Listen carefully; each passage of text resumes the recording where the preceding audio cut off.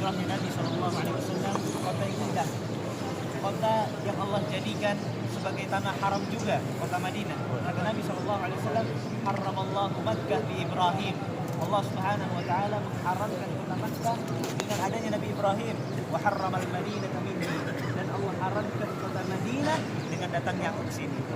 Sekilas sedikit tentang kota Madinah, Bapak Ibu sekalian. Kota Madinah ini dulu hampir menjadi kota mati. Hampir menjadi kota yang ditinggalkan. Kenapa?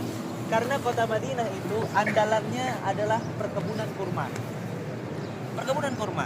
Seiring berjalannya waktu, yang tua-tua sudah mulai tua, yang muda-muda ini mulai males jadi petani.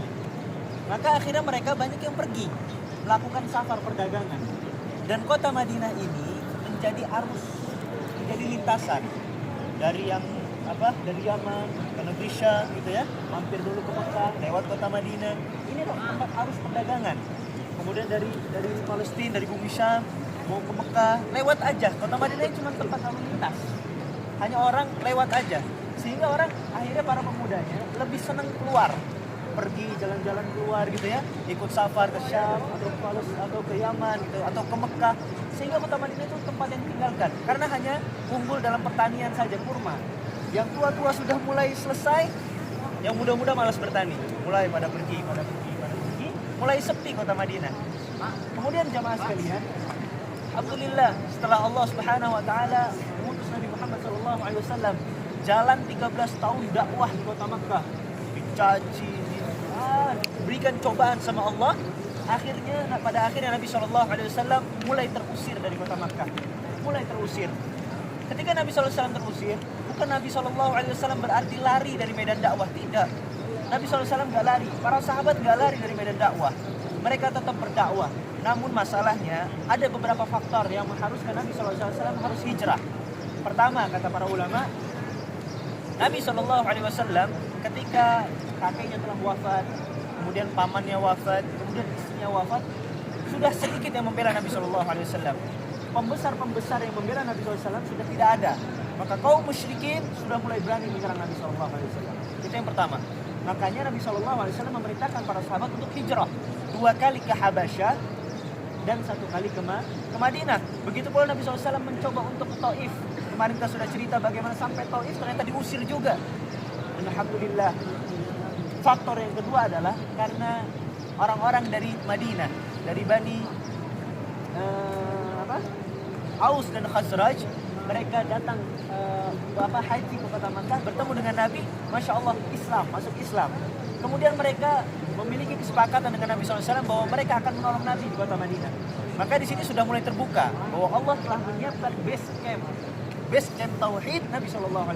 Maka di sini mulailah Nabi SAW mempersiapkan itu untuk hijrah. Dan yang ketiga, faktor yang ketiga, Nabi SAW hampir dibunuh di detik-detik terakhir. Hal ini terjadi ketika kaum musyrikin sudah melihat kaum muslimin ini kok tegar gitu, disiksa, dirampas hartanya, keluarganya ditawan, tapi kaum muslimin tetap tegar. Maka mulailah di situ kaum musyrikin berpikir, gimana caranya menghancurkan dakwah Nabi SAW ini. Maka akhirnya mereka, pembesar-pembesar kafir Quraisy berkumpul di Da'arun Nadwah, tempat rapat mereka. Dikisahkan, diriwayatkan bahwa tiba-tiba iblis datang. Iblis mengatakan bahwa saya dengar ada pembicaraan seru katanya. Makanya saya datang sini mau ikut rapat. Nah, dalam riwayat lain dikatakan bahwa iblis yang dimaksud ini adalah Abu Jahal. Tapi tadi kata para ulama yang lebih sahih ada iblis yang menyerupai manusia dan hadir. Ketika mereka kumpul, maka mereka berpikir gimana caranya menaklukkan Nabi SAW. Maka akhirnya mulai itu diskusi. Ada yang bilang, yang pertama, ada yang ngomong, gini saja, kita kurung Muhammad Sallallahu Alaihi Wasallam, kita kurung dia, kita tahan dia. Akhirnya iblis ini ngasih saran, kata iblis ini nggak cocok, ini bahaya. Kalau Muhammad dikurung, kalau Nabi Muhammad SAW dikerangkeng, disembunyikan, pasti lama atau lambat laun akan kedengeran di mana Muhammad disembunyikan. Maka mereka akan menggeruduk karena pengikutnya Muhammad ini sangat semangat untuk membela Muhammad. Maka pasti akan ditaklukkan. Sudah jangan, itu nggak cocok katanya. Oke, kalau gitu yang kedua sarannya. Apa saran yang kedua? Nabi Muhammad diasingkan. Wah, diasingkan. Boleh juga nih katanya kan. Ternyata iblis bilang apa? Gak bisa. Muhammad ini pinter ngomong. Kalau dia diasingkan di tempat lain, dia ngambil hati pengikut. Akhirnya apa? Nanti dia punya tempat sendiri, punya base camp sendiri, hancur kita diserang. Bisa menyerang balik mereka. Terus apa? Akhirnya mereka bingung, muncul. Ya, Abu Jahal. Dia bilang apa? Kalau gitu gini aja. Kasih pemuda-pemuda, utus setiap pemuda dari setiap kabilah. Jangan hanya satu kabilah, setiap pemuda dari setiap kabilah kumpulkan, kasih pedang tajam satu-satu. Terus ngapain? Terus nanti datang ke rumah Nabi, tusuk bareng-bareng Nabi pakai pedang tajam itu. Allah Akbar. Jahat sekali, licik sekali. Loh, terus apa bedanya dengan membunuh? Ini beda. Kenapa? Karena pembunuhannya dilakukan secara bersamaan. Orang Arab itu kalau ngebunuh kena denda. Dendanya besar. Nah, biasanya sebelum denda itu akan ada kisos. Dipanggil dulu yang bunuh, dibalas bunuh. Kalau enggak, bayar denda. Nah, kata Abu Jahal, gini aja. Semuanya nusuk bareng-bareng. Sehingga kan nggak tahu yang bikin Nabi SAW itu mati, itu dari pedang mana. Sehingga nggak ada yang bisa disalahkan. Kalaulah mereka mau menyalahkan, mereka nggak bisa menghukum setiap kabilah. Mereka berani perang sama semua kabilah katanya. Atau kalaupun kita harus bayar denda, karena kan kehormatan ya, mereka nggak mau kalau nggak bayar denda. Kalaupun bayar denda bisa patungan bahasa kita itu. Licik sekali. Maka iblis bilang, ini ide bagus, lihat. Ternyata ada yang lebih iblis daripada iblis. Allahu Akbar. Itulah akhirnya disitulah Nabi SAW Allah berikan izin untuk berangkat hijrah. Tadi sudah kita jelaskan ya di Gua Thur, Nabi SAW tiba-tiba datang ke Abu Bakar, ngetok pintu, kita sudah siap hijrah.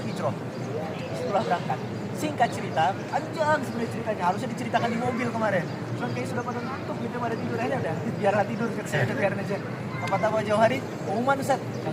Jangan pengumuman dulu, biarin pada tidur dulu lah. Akhirnya sudah. Singkat cerita, Nabi SAW sampailah di kota Madinah. Para sahabat yang di kota Madinah sudah menunggu. Dari waktu pagi nunggu sampai terik matahari, mereka nunggu Nabi belum datang. Akhirnya mereka istirahat, pulang. Tiba-tiba orang Yahudi bilang, "Hei kaum muslimin, wahai Ansar, wahai penduduk Madinah, itu saudara kalian yang kalian tunggu sudah datang." Maka kaum muslimin semuanya berkumpul di perbatasan kota Madinah. Masya Allah, mereka bertasbih, bertakbir, bertahmid. Bahkan ada riwayat yang mengatakan apa? Mereka membawakan syair, "Tala'al badru 'alaina." Ini ada riwayatnya, namun riwayatnya diperselisihkan. Namun yang sahih, mereka bertakbir, bertahmid, bahkan para wanita, para budak-budak semuanya dikeluarkan untuk menyambut Nabi Shallallahu Alaihi Wasallam. Masuklah ke perbatasan kota Madinah. Kaum muslimin ini kan nggak kenal Rasulullah itu yang mana. Mereka nggak tahu, mereka belum pernah melihat Rasulullah. Rasulullah jalan sama Abu Bakar. Saking low profilnya Rasulullah, saking